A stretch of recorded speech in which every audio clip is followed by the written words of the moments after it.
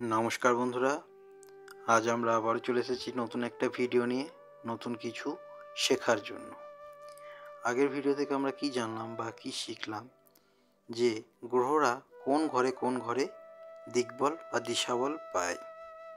দিকবল বা দিশাবল পেয়ে থাকলে গ্রহরা সেই ঘরে শুভ এবং ভালো ফলাফল দিয়ে থাকেন। তো সেটা আমরা আগের ভিডিও থেকে জেনেছি। আজকে আমরা জানব যে বৃষ লগ্নের ইষ্ট দেবতা কে। কোনো কিছু জিজ্ঞাসা থাকলে আমাদের ফেসবুক পেজে এসে জিজ্ঞাসা করতে পারেন, আমাদের ফেসবুক পেজ ভট্টাচার্য মশাই। তো চলুন ভিডিওটা শুরু করা যাক। দেখুন, মেষ, বৃষ, মিথুন, কর্কট, সিংহ, কন্যা, তুলা, এভাবে তো হয়, আমরা সকলেই জানি এটা। তা এটা যদি মেষ হয়, তারপরের ঘরে বৃষ। বৃষর ঘরে আমি কিন্তু লগ্ন লিখে রেখেছি, লগ্ন মানে লগ্ন, এটা আমরা সকলেই জানি। তা এই লগ্নের অধিপতি গ্রহ শুক্র। ইষ্ট দেবতা কীভাবে হয় আমরা জেনেছি। এই ঘর থেকে শুরু করে পঞ্চম ঘরের যে অধিপতি, সেই অধিপতি হয়ে যায় সেই লগ্নের ইষ্ট দেবতা। তো এই বৃষ লগ্নের পঞ্চম ঘরের অধিপতিকে বুধ। বুধ গ্রহের ইষ্ট দেবতা হচ্ছে দুর্গা, মা দুর্গা, দশভুজা যাকে আমরা বলি।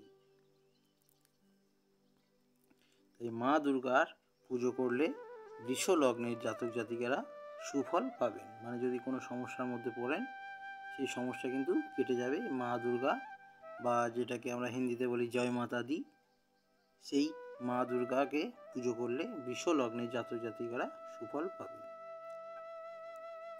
তাহলে এই বুধ গ্রহ বা দুর্গা দেবীর পুজো করলে বৃষ লগ্নের জাতক জাতিকারা সুফল পেয়ে থাকবেন বা পাবেন।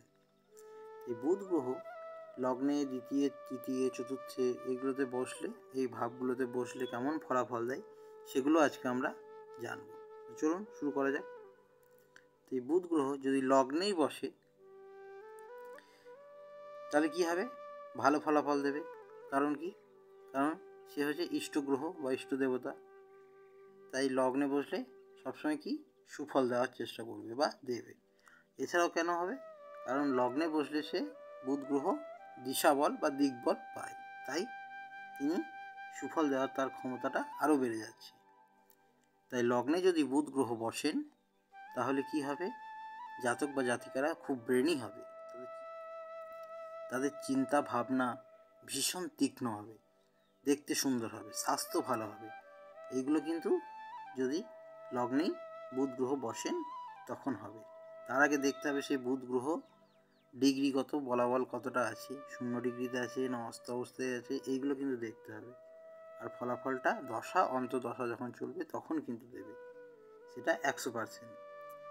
আর এমনিতেও ফলাফল দেবে 10%, 15% ফলাফল, কিন্তু যখন তার দশা এবং অন্তদশা চলবে বুধ গ্রহে, তখন যদি তিনি লগ্নে বসে থাকেন তাহলে খুব ভালো ফলাফল দেবেন। এই জিনিসগুলো হবে যেগুলো আমি বললাম, ব্রেনি, চিন্তাভাবনা তীক্ষ্ণ, এইগুলো হবে।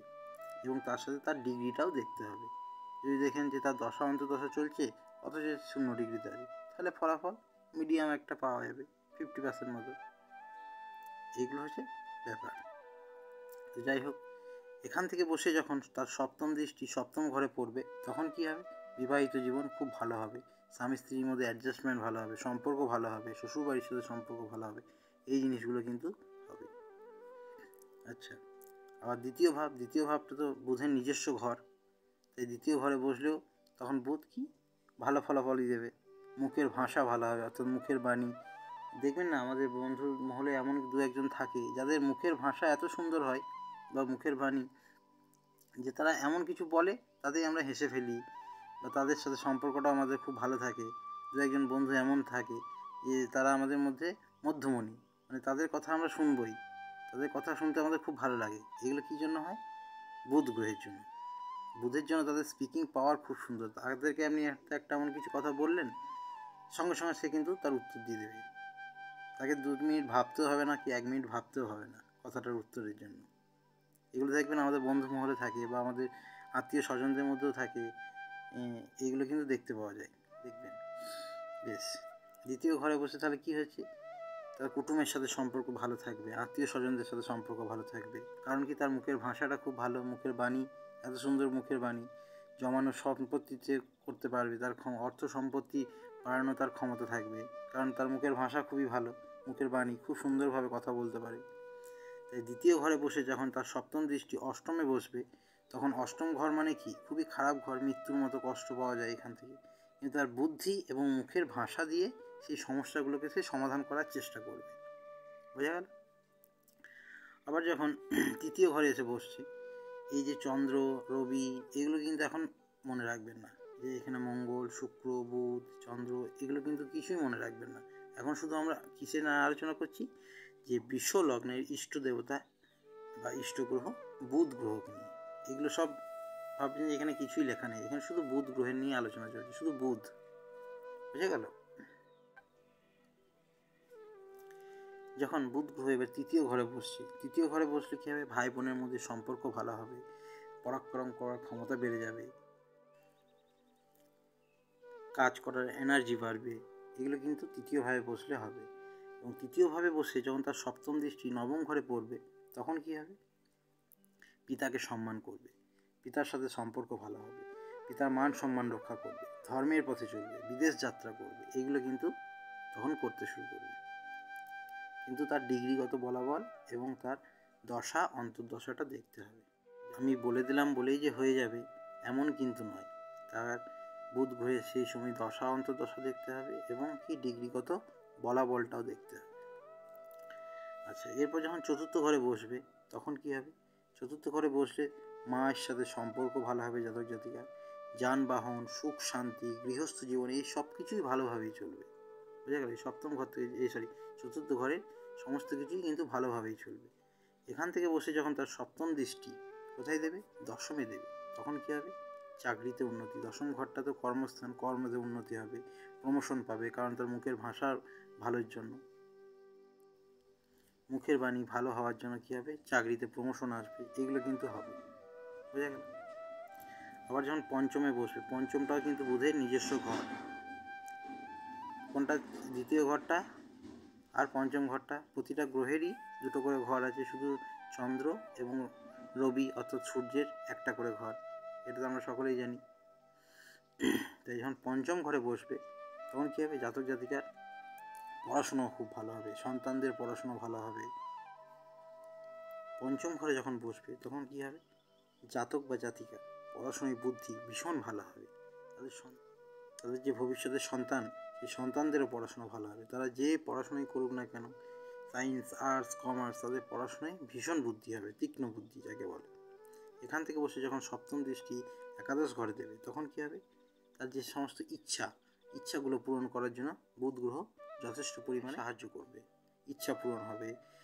যে কোনো কাজ করুক না কেন, তাতে কী হবে, লাভ পাবে, তাতে প্রফিট পাবে, এইগুলো কিন্তু পাওয়া যাবে।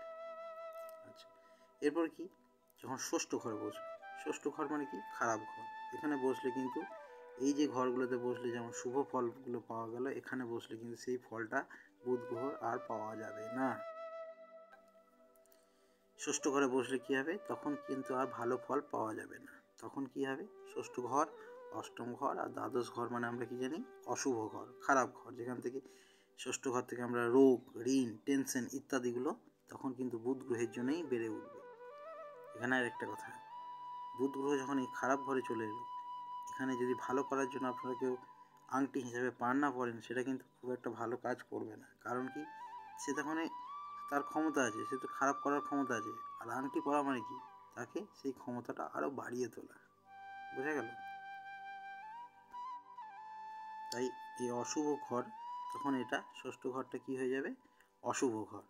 এই বুধ গ্রহ যখন এখানে বসবে, তখন এখানে কি করবে, রোগ, ঋণ, টেনশন ইত্যাদিগুলো বাড়িয়ে তুলবে। এখানে কিন্তু ভালো ফল দিল, কিন্তু এখানে চলে এসে কি হয়ে গেল, অশুভ। আর এখান থেকে বসে যখন দ্বাদশে দৃষ্টি দিচ্ছে, সপ্তম দৃষ্টি দ্বাদশ ঘরে পড়ছে, তখন কি হবে, তার ব্যয় হবে, সেই জাতকের থেকে ব্যয় হবে, বিচ্ছেদ আসবে, স্বামী স্ত্রীর মধ্যে বিচ্ছেদ হবে, ক্ষতি হবে, এমনকি জেল যাত্রা পর্যন্ত হতে পারে। ঠিক আছে, তাহলে আমরা এগুলো সব জেনে নিলাম, যে ষষ্ঠ ঘর থেকে বসে দ্বাদশ ঘরে দৃষ্টি পড়লে, সপ্তম দৃষ্টি পড়লে কি হয়, লগ্নে বসলে কেমন ফলাফল দেয়, দ্বিতীয় বসলে কেমন ফলাফল দেয়। ছটা ঘর বা ছটা ভাবের মধ্যে ইষ্টগ্রহ বা ইষ্টদেবতা বসলে কেমন ফলাফল দেয় সেগুলো আমরা জানলাম।